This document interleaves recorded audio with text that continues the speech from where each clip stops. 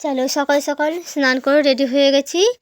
এখন যাব আমি মিষ্টি কিনতে আর দোকান করতে।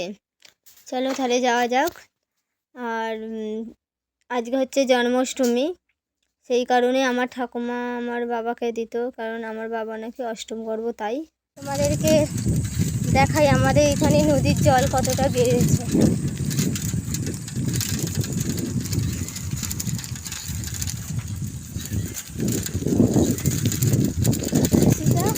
দামোদর নদী। এই তো আজ জন্মাষ্টমী, তো মিষ্টি কিনতে বেরিয়েছি।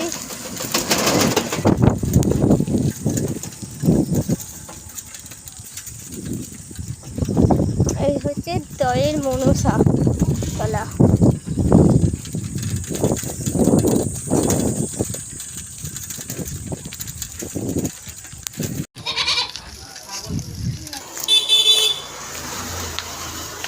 বলে গেলুম তারা এখান থেকে নিয়ে গেছে, আমাকে নিজেই বললো ফ্রিজে রেখে দিবি। হ্যাঁ কোদা আছে তাহলে ফ্রিজে রেখেছে, সব ফ্রিজে দেয়।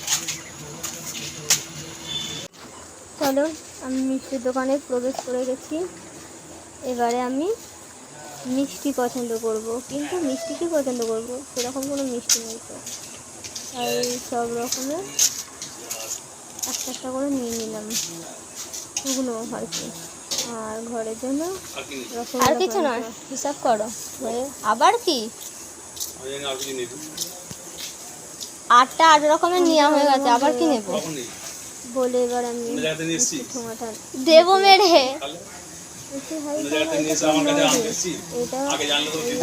তাহলে টাকা নিতে হবে না, তাও নিয়ে পালাই।